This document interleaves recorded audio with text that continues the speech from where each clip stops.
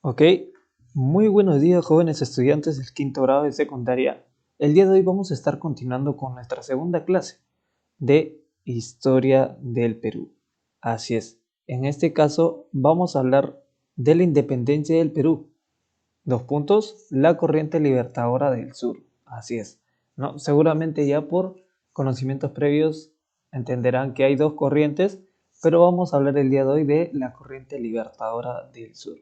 No sin antes recordar que la semana pasada, o mejor dicho, la clase pasada, no, pudimos hablar acerca del tema de la crisis de la monarquía española, ¿verdad?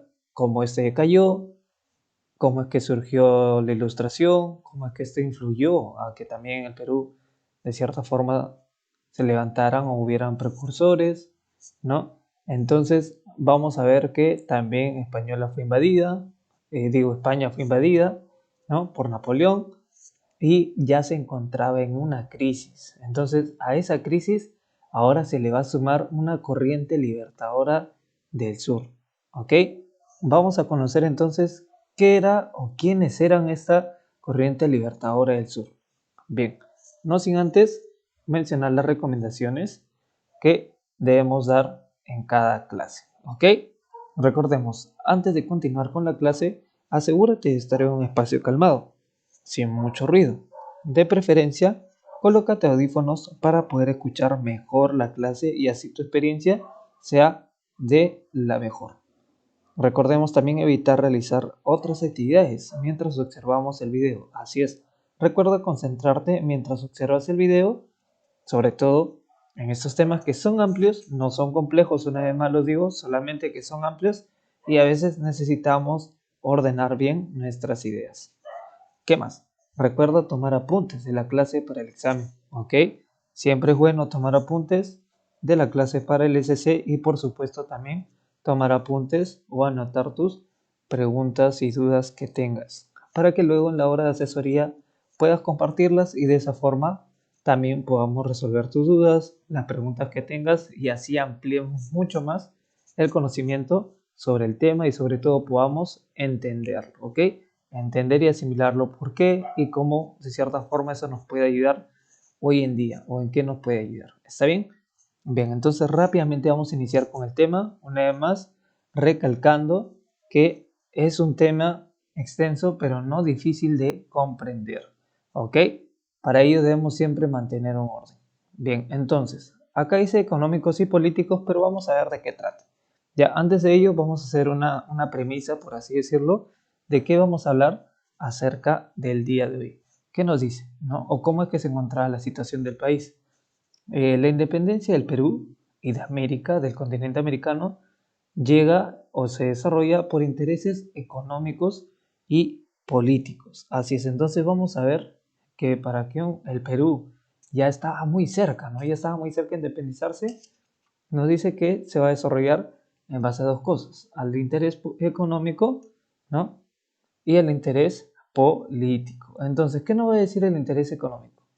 Que debido a la expansión del capitalismo inglés, ¿no? En la primera revolución industrial, iba a buscar nuevos mercados para expandir sus capitales en América. Así es, acá no estamos hablando de un capitalismo español o de España, sino de un capitalismo inglés. Así es. Entonces, de esta forma, en el aspecto económico, ellos iban a buscar, ¿qué cosa? Nuevas tierras en América donde puedan, obviamente, colocar sus mercados, ¿no? Sus mercados. Entonces, por el tema económico, Perú, digamos que era un punto donde iban a poder colocar algunos de estos mercados. Pero ¿qué iba a necesitar Perú? Ya, Perú iba a necesitar o iba a tener la necesidad de liquidar el bastión español en América del Sur. ¿Qué quiere decir el bastión? La fortaleza, ¿ya? O el fuerte donde se encontraba, digamos, la sede española acá en América, tomando el control político del continente los propios criollos y poder así dar paso al ingreso de capitales ingleses, ¿no?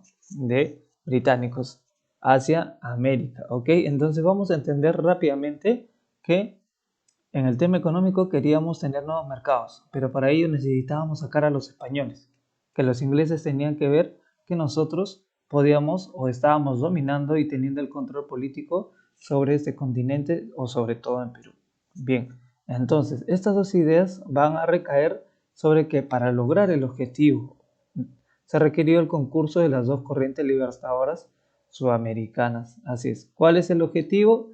Lograr liquidar el bastión español, es decir, desaparecer el fuerte español, que no haya un virrey acá en América y de esa forma Perú pueda ser gobernado por criollos o por sus propios, vamos a decirlo así o llamarlo pobladores, ¿ok? Entonces, por sus propios ciudadanos. Bien, entonces vamos a ver, acá hay dos corrientes sudamericanas, ¿ya? La primera es la corriente del sur, que va a ser dirigida por el argentino José San Martín, y luego la corriente del norte, que va a ser dirigida por el venezolano Simón Bolívar, ¿ok? Bien, entonces vamos a ver una en cada clase. La primera que vamos a ver hoy es la corriente del sur y a la siguiente vamos a ver la corriente del norte. Bien, entonces queda claro esta premisa, ¿ya? La independencia del Perú llega justamente en este factor económico y político, donde el capital inglés va a querer ingresar al mercado peruano, ¿no? Oye, Perú, quiero colocar mercados ahí, pero primero sácame a España, ¿no? Sácame a España y yo te coloco los mercados que tú quieras ahí, ¿ok? Entonces Perú dijo, ya, está bien, voy a sacar a los españoles, pero para ello necesito estas corrientes libertadoras sudamericanas, ¿no? Digámoslo así. Entonces fue que se dieron también estas corrientes, ¿no? Vamos a ver entonces de qué nos habla la corriente libertadora del sur. ¿Qué nos dice? La corriente libertadora del sur nos dice que se dio, o bueno, entre 1814 y 1816, San Martín formó en Cuyo, en Mendoza, su ejército libertador, sobre la base del regimiento Granaderos a Caballo y el ejército de los Andes. Granaderos a Caballo, ¿qué es eso, profesor? El ejército de los Andes. En pocas palabras, San Martín acá formó su ejército libertador. ¿Libertador de qué? Liberarlos de España, ¿no? Libertador, su ejército, ¿no? ¿Con qué? Con regimientos de granaderos a caballos, eso van a hacer, y ejército de los Andes. Entonces, ¿qué serán granaderos a caballos? Acá vamos a poder verlo en la imagen, ¿ok? Eran aquellas personas encargadas, digamos, de poder lanzar las granadas, de hacer uso de esas granadas montando caballos, ¿no? Y también va a tener apoyo del ejército. Entonces, con este ejército, San Martín, una vez que formó este ejército, en 1817 cruzó la cordillera de los Andes, en una marcha de más de 3 semanas con el objetivo de independizar Chile y luego trasladarse al Perú por mar para liquidar el poder realista, centrando los ataques en Lima. Así es, el poder realista quiere decir de la Real Corona Española, ¿ok? Por eso realista. Bien, entonces vamos a ver que San Martín se va a trasladar, ¿no? Desde Argentina hacia Chile y luego de ahí posteriormente va a quererlo hacer hacia Perú. Por eso es que se llama una corriente libertadora, ¿no? Vamos a seguir viendo. ¿Qué nos dice acá? San Martín consiguió independizar Chile. Ah, mira, después de 3 batallas, la de Chacabuco, la de Cancha Rayada y la de Maipú en 1818, que dio la victoria final, ¿no? Entonces, luego de derrotar las fuerzas realistas o las fuerzas españolas en la última batalla, dejó a Bernardo de O'Higgins como director supremo y se firma el acta de Rancagua. ¿Qué quiere decir esta acta de Rancagua? ¿No? Nos da a entender que es donde se reafirma el liderazgo de San Martín con esta corriente libertadora. Así es. ¿No? Entonces, San Martín va a pasar simplemente de trasladarse por los Andes a ser, ¿no?, un líder, ¿no?, un libertador que ya no solamente va ganando en Argentina, que fue el primero, digamos, en poder independizarse, sino también ahora lo va a hacer en Chile, ¿no? Y luego de Chile, supuestamente va a pasar a Perú, pero vamos a ver qué nos dice acá. En Chile, los patriotas formaron una escuadra bajo el mando del inglés Tomás Cochrane, quien organizó 2 expediciones entre 1819 y 1920, logrando mediante acciones violentas de saqueo de puertos la independencia del puerto de Supe, ¿no?, el control del mar, dejando así despejada la ruta hacia el Perú. Ok, acá podemos ver, ¿sí?, que acá está Argentina, en esta parte con el puntero láser. Luego de acá va a subir a Chile, es donde subió San Martín, y luego de ahí va a querer pasar al Perú, ¿no? Pasar al Perú. Por eso es que se llama Corriente Libertadora, porque siguió pasando por los Andes. ¿Qué nos dice acá? En una marcha de más de 3 semanas, para luego combatir a los españoles en Chile y derrotarlos, y luego de ahí pasar a Perú, y vamos a ver qué pasa en Perú ahora. No, pero desde ya entendamos que esa Corriente Libertadora del Sur se llama así, Corriente Libertadora, porque busca liberarlos, en primer lugar. Libertadora porque busca liberarlos. Y del Sur porque se trataba de la parte sur del continente americano, ¿ok? Sudamérica. Bien, entonces, de igual forma estamos acá en esta es la parte sur, ¿ok? Hacia abajo. Bien, entonces, ¿qué más vamos a ver acá? Vamos a ver 8 puntos o 8 ítems que van a transcurrir una vez que San Martín va a pasar de Chile a Perú. Vamos a tratar de resumirlo todo lo que podamos, ¿sí? Y sobre todo para que sea bien entendible. San Martín en el Perú, 1820 hasta 1822.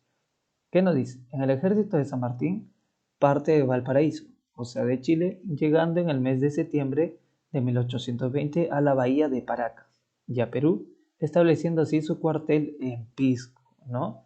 Entonces, ¿qué vamos a tener acá? Lo primero es que se busca una reunión entre los realistas y personeros de San Martín. En esta reunión, ¿no? San Martín va a proponer a los realistas que se pueda realizar una monarquía constitucional. Así es, una monarquía constitucional. Entonces es ahí donde los realistas dicen, no, no me convence San Martín de que eso vayamos a hacer acá en Perú. ¿Quiénes eran los realistas? En este caso España, ¿no? Estaba claro que sí, conversando con los virreyes. Entonces, San Martín, al ver que no iba a tener el apoyo, en este caso, se fue a la zona andina, ¿no? Donde iba a buscar apoyo militar del campesinado, ganando así la batalla de Cerrepajo en 1820. ¿Ya? Ahora, San Martín se trasladó de ahí y se trasladó a un cuartel en Guaura, o a su cuartel en Guaura, que está al norte de Lima, ¿no? Pisco está al sur, luego viene Lima y arriba está en el norte Guaura, desde donde proclamó por primera vez la independencia. Así es, este dato es muy importante. En Guaura fue donde San Martín proclamó por primera vez la independencia, ¿ok? Del Perú.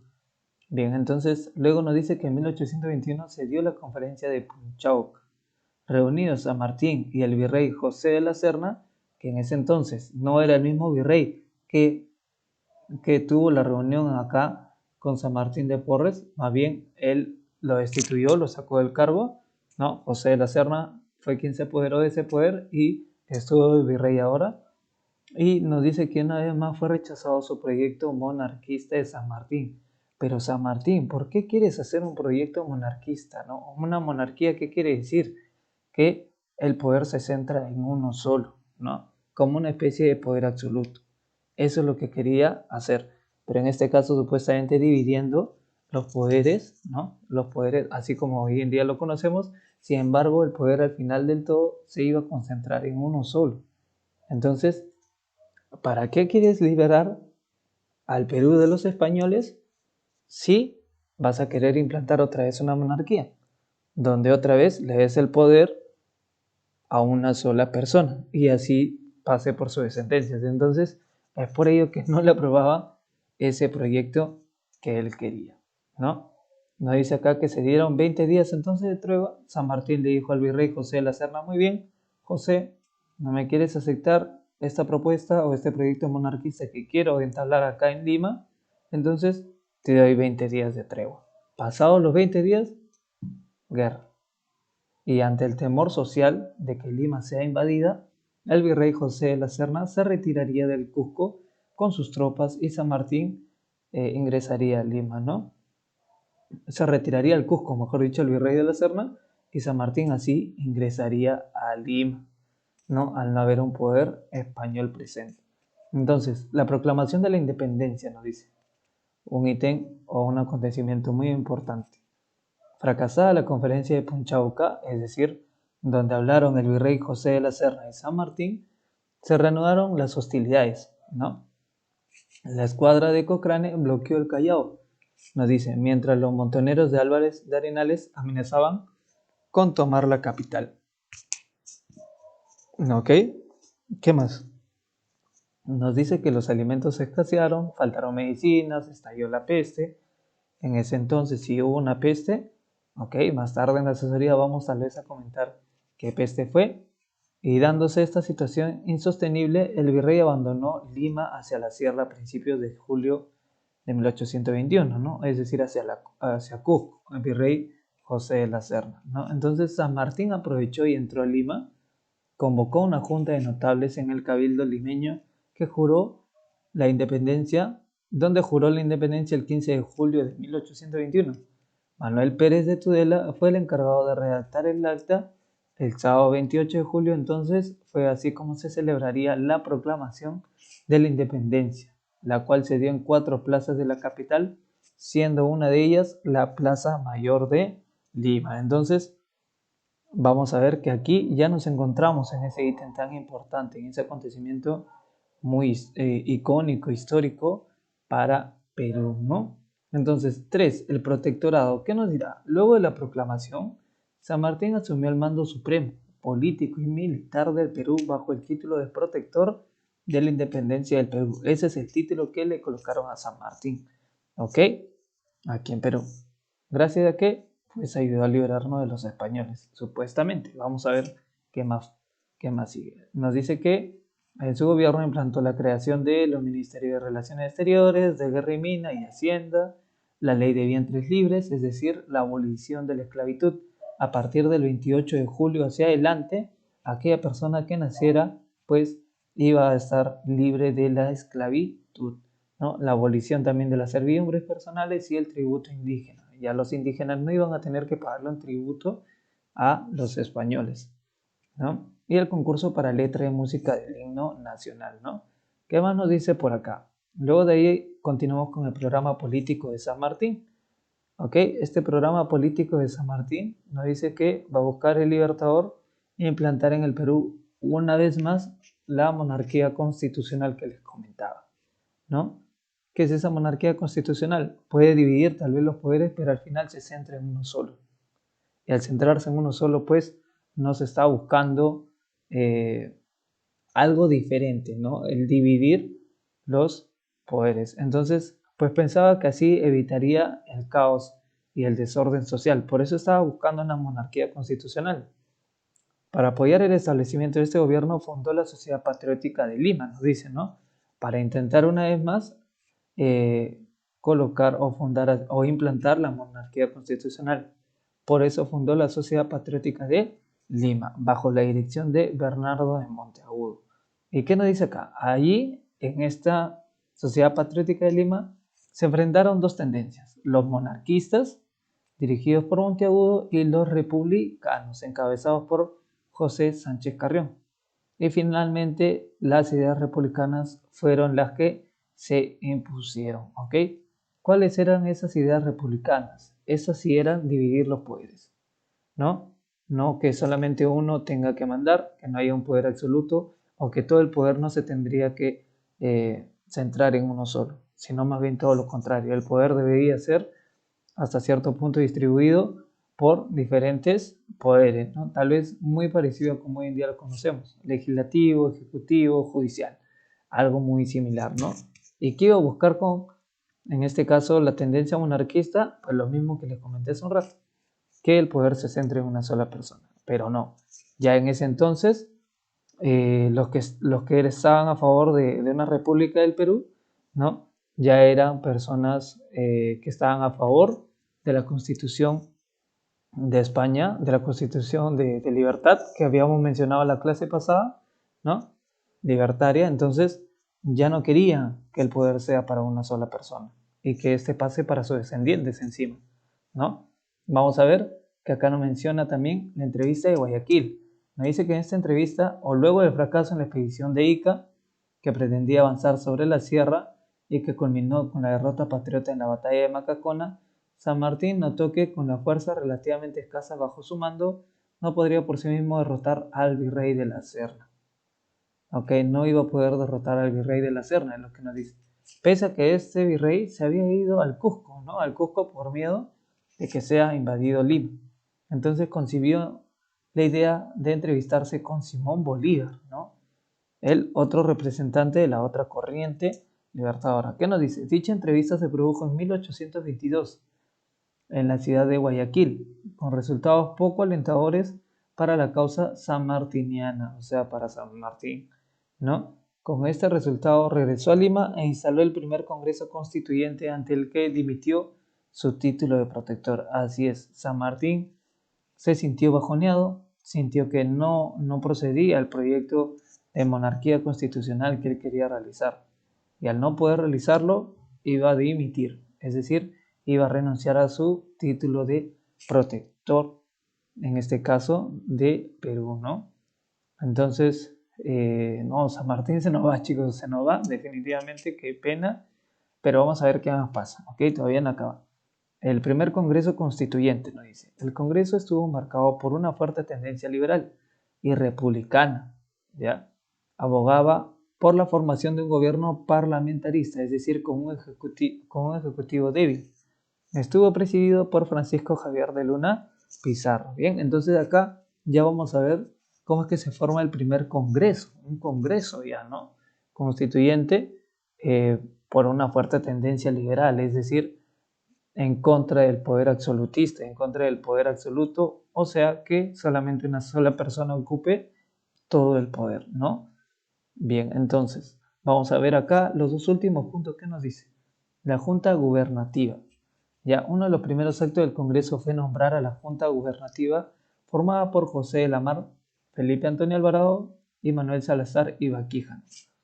La Junta desarrolló acciones para derrotar a las fuerzas realistas, o sea, las fuerzas españolas, que estaban enquistadas en la Sierra Sur, estaban ahí instaladas, ¿no? Para lo cual desplegó la primera expedición a puertos intermedios, derrotada en las batallas de Torata y Moquegua. Ante el fracaso, se produjo el primer golpe de Estado en la historia de nuestra república, ¿no? Es decir, al fallar o al no, al fallar en el intento de esta junta gubernativa, rápidamente íbamos a ver en la historia del Perú que se produjo el primer golpe de Estado, ¿no? En la historia de nuestra república, así es, conocido como el Motín de Balconcillo, dirigido por Andrés de Santa Cruz, y el Congreso destituyó a la Junta así, ¿no? Y nombró como presidente de la República a José Larriba Agüero como nuestro primer presidente de la República del Perú. Somos república, ¿ok, chicos? Somos república y es una especie de administración del país donde no se centra el poder en uno solo, ¿ok? Por último, la 8, gobierno de José de la Ribagüero. ¿Qué nos dice? Ribagüero continuó la guerra contra los españoles. Para ello dispuso la segunda expedición a puertos intermedios bajo las órdenes del general Andrés de Santa Cruz. La expedición consiguió derrotar a los realistas en Cepit, a los españoles. Sin embargo, debido a errores estratégicos, fracasó también Ribagüero. Los realistas, los españoles, o sea, animados por sus triunfos, porque estaban ganando batallas tras batallas, llegaron a retomar Lima y el puerto del Callao, ¿no? Se asentaron nuevamente.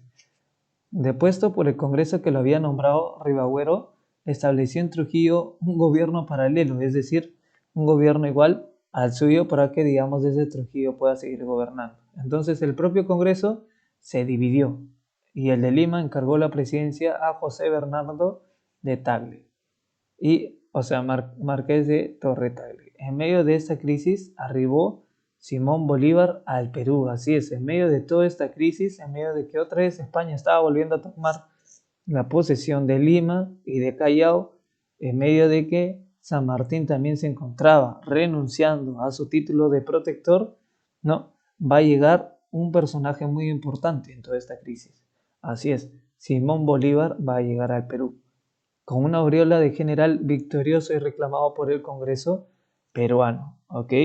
Entonces, vamos a entender que hasta ahí se encuentra la situación. Y ahora, ¿qué pasará con Simón Bolívar y la corriente libertadora del norte? Lo vamos a ver en la siguiente clase, ¿ok, chicos? Por ahora vamos a entender lo que hemos visto hoy día en la línea de tiempo, El 15 de julio se juró la independencia del Perú, 1821. En 1822 San Martín instaló el primer Congreso Constituyente, ¿no? Que luego iba a dar por presidente a José de la Riva Agüero, nuestro primer presidente del Perú en 1823. Y luego también en 1823 el Congreso peruano invita a Simón Bolívar para concretar el proceso de independencia. Así es, porque ya se nos iba de la mano la independencia que tanto habíamos anhelado, ¿no? Bien, chicos, entonces esta sería la tarea domiciliaria de la página 18, responder las preguntas del 1 al 5. Y bueno, eso sería todo por ahora. Muchas gracias por su atención y ya nos estamos viendo en la clase. Chau, chau.